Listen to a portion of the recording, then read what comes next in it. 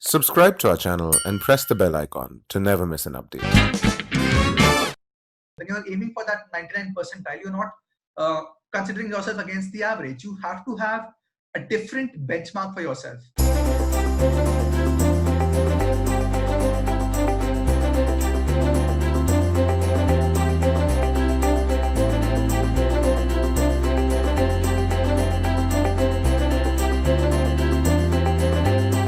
Hi, my name is Lakshay Kumar. I did my schooling from APG School, Pitampura.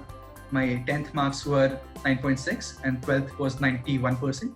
I believe I always had the thought that I wanted to do an MBA while pursuing BMS because it's a positive corollary of BMS is an MBA, that you move forward to do an MBA. But I think my belief of doing an MBA got resonance from the fact that I had a couple of internships, which include IDBI Capital, an investment banking firm, wherein I realized that an MBA degree holds a lot of respect in that investment banking field. At Niti Aayog also, I felt that with a good degree in hand, it's easy to convince people of your ideas, and hence an MBA is the right option for me to move forward. I had calls from ABC, LIK, and the rest of them, the new and the baby IIMs, and also I had calls from XLRI and SP Jain institutes. So I started off in the month of February. That's about 7 months before the actual CAT. I was in my second year, nearly completing it. So I had a good 7 months to prepare for my CAT. I believe people start a bit early as well. I had delayed because of the fact that I was involved in a number of societies in my college. So I started off in the month of February. Now, I believe that there are 4 sections in CAT instead of the actual 3. The 3 that we all know about is the VARC, the DILR, and the quant section. There's one more section called, that I would name it as a mental preparation for CAT. So you have to work on all these 4 sections individually. I had a 99.99 percentile, and I attribute that to my preparation on the 4th section as well, that you have to prepare yourself to attempt CAT. I'll break it down section wise. For VARC, my approach was always to improve my concentration while reading RCs. I had always been an avid reader, so I had experience, but reading a book and reading on laptop are 2 different things. So while an aspirant is practicing, I suggest that you should start reading from your laptop or mobile devices so that you have a hang of reading from this digital medium. Now, how did I start VARC was that I started reading newspapers. Now, why newspapers? Because newspapers tend to cover topics from various domains, be it biology, be it philosophy. And this is the similar stuff that you see in your actual CAT papers, because the RCs are not from just one domain, but multiple domains. So newspaper was one of the things. The second was I referred to a number of websites which include Guardian, the Washington Post. And the reason was I found that a number of passages in the past years have been from these websites itself. So this gave me a general tone of how the paper actually comes, from which websites, what's the vocabulary, what's the tone of the passages. One thing that I took as an important lesson about a VARC preparation strategy was that when I used to make a mistake in my mock test and I used to revise them again, I always found that I could attempt the question again in a better manner. I could actually get the right answer. But during the mock test, I was lacking concentration on some part. So I think this is one thing that can be improved upon. And the way you do it is by giving the question a bit more time. The objective of VARC section is not to get the meaning of the words. It's to get the correct answer. Now, it has happened a lot. And I know that a lot of people don't say it out loud. But there were times when I could not get a complete sentence because the sentence was probably too tough for me to understand. But because I got the basic gist of what the author wanted to say, always could do the questions because I know the fair tone, the fair indication, the way the author wants to go about. So it's more important that you do not focus on vocabulary and grammar, but whether you can actually get the meaning behind what the author is saying without even reading the word. For DILR, I believe this section is one of the most volatile ones. So there are 8 questions in DILR section. But what I realized was whenever you attempt a paper, the actual CAT, only 3 to 4 questions set are something that you have seen previously. The rest 3 to 4 sets are new to everyone else.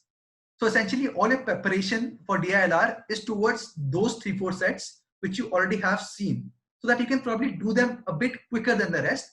And then all those new sets are something that you are at the same pedestal as everyone else. So you probably start doing that after you're done with the sets that you have already known. So your preparation should be directed towards doing those questions quickly. Now, how did I proceed with my DLR preparation was going through the previous years. Now, why previous year? Because I wanted to gauge whether this statement made by one of the seniors that most of the sets are new and unique is true or not. And hence, I went to a number of previous years. I think we have previous years from 1990s as well. So you can probably have a look at the recent ones and the past ones to gauge whether what's the question pattern. Is it Venn diagrams? Does Venn diagram actually come? Is it arrangements? Or is it something altogether new concept? So you have to gauge that for yourself. Moreover, one of the most important things while attempting DILR, which I found was that when you're attempting DILR, you have to give at least the first 10 minutes into devising a strategy as to which set is easier. Then you start doing all the easy sets so that you don't miss out on any. Going by the order by which the question paper is given is not something that is advisable. For quant, I believe a lot of misconception goes for quant that it is made for engineers and non-engineers cannot do it. I would like to break that by saying that I have seen a lot of people who were non-engineers who did not have the background and got great score in quant. And the reason for that is quant is not equivalent to mathematics. You're not solving integration questions. You're solving simple questions such as profit and loss, time, speed, distance, which is common to every field. So you cannot slack off by saying that, no, buddy, I think quant section is just for engineers. This is not how it happens. There is a lot of material out there that is available for quant. My advice to any aspirant, and this is what I found through my strategy, through my preparation, was that pick any one book, just one book, and do it 2 or 3 times. Also, you have to keep your ego aside because an easy question is not from a topic that you have studied. An easy question is something that you can attempt within 2 minutes. Timing is very important here. Now, coming to the fourth section, which I believe is very important, is the mental preparedness to give CAT.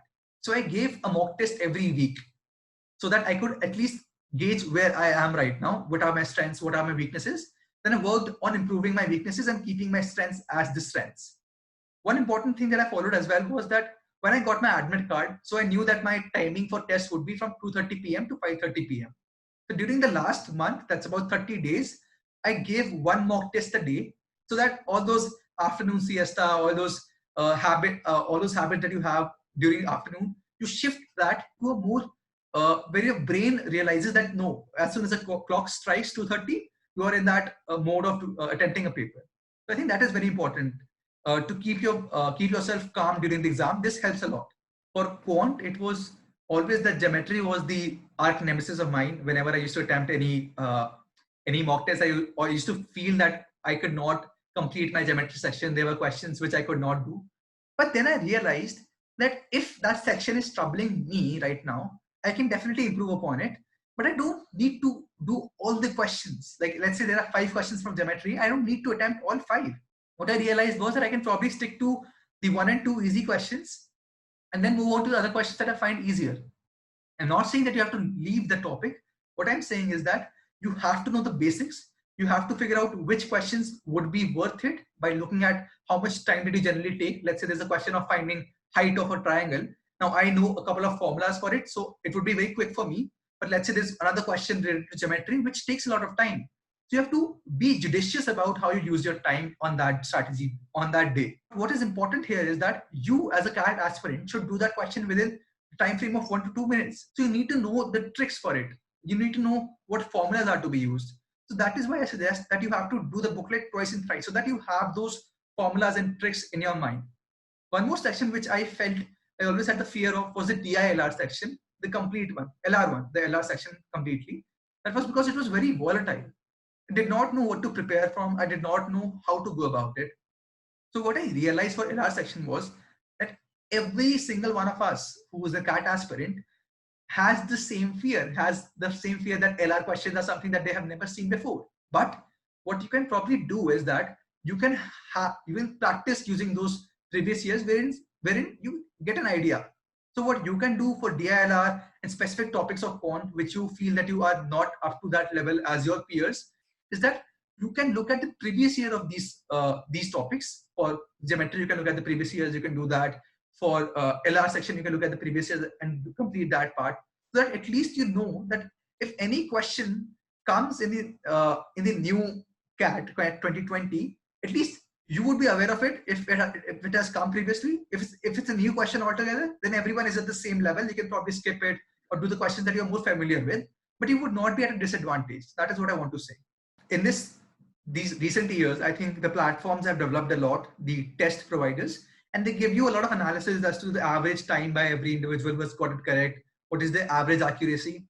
But I believe these numbers might be slightly misleading because you're not competing with the average figures. When you're aiming for that 99 percentile, you're not considering yourself against the average. You have to have a different benchmark for yourself. Now, how do you go about it? Is that you create a group of people, a friend circle of similar minded people who are working towards the same goal. Now, let's say I give mock test 1. There are my friends who have given the same mock test, and that is when we start discussing, like, buddy, I had VARC score of this much marks. How much did you get? And so that you can compare with a good benchmark instead of the average mark. Moreover, when you're analyzing section wise, I believe for this phase at least, by this phase I mean the phase of July, August, September, up to September, you should not worry about the percentile that you're getting. Although that's a decent measure of how you're performing, but the percentile does not translate into the actual CAT percentile. What you should be worried about is the absolute score that you're getting. So you have to figure out what the absolute questions that you attempted, one, and the accuracy that you have in those questions that you attempted. Post that, you can analyze them together, compare it with your friends, so that I cannot just say a number that you should have, let's say 50 marks in the ARC. You should compare it with your friends who have given the same mock test so that you can analyze whether the mock test was difficult or easy. And then probably figure out that this time I did well in quants, this time I did fairly decent in VRC, I could improve upon DLR. So this is something that you compare with like-minded, similar goal friends. That is how it happens, and this is part takes place. Moreover, it's very important that all the questions that you missed and got it wrong, you should attempt them again. So this is how you go about analyzing it. My advice to the CAT aspirants of 2020 would be that there comes a phase in every preparation journey wherein you feel demotivated towards the cause. You're putting in efforts, but you're not getting marks. When you have that phase wherein you're not, even though you're working but not getting results, either you can put in more effort during that phase, or you can stop putting in efforts and change your goals. So I would suggest that because this is very common to every individual, you start working harder towards the cause rather than leaving the cause altogether. So it is possible that you are going through that phase, considering the pandemic that we are in. I believe mental health becomes a very important issue that we should tackle. Now, your friends are a good aspect as to how you can overcome that. You can talk to your friends about how your preparation strategy is going on. Now, one more thing, you should not believe all the rumors that are going on and anything of that sort, that CAT might not take place or the CAT pattern might change. You don't have to worry about that right now. Secondly, if you feel demotivated, then I can assure you that every single individual, including the toppers, have gone through that same phase. And the only respite to it is that you put in more effort. Within a month or two, you will definitely overcome that, because I similarly went through that phase during July, wherein I was putting a lot of effort, but was not scoring good marks in mocks. So don't worry about that. Hi guys, Inside IM has come up with an exciting new one-on-one mentorship product where you get to interact with superstar managers from different businesses, different functions. You can ask them everything around your career, your education, your future success. If you are interested, the link is in the description below. Thanks.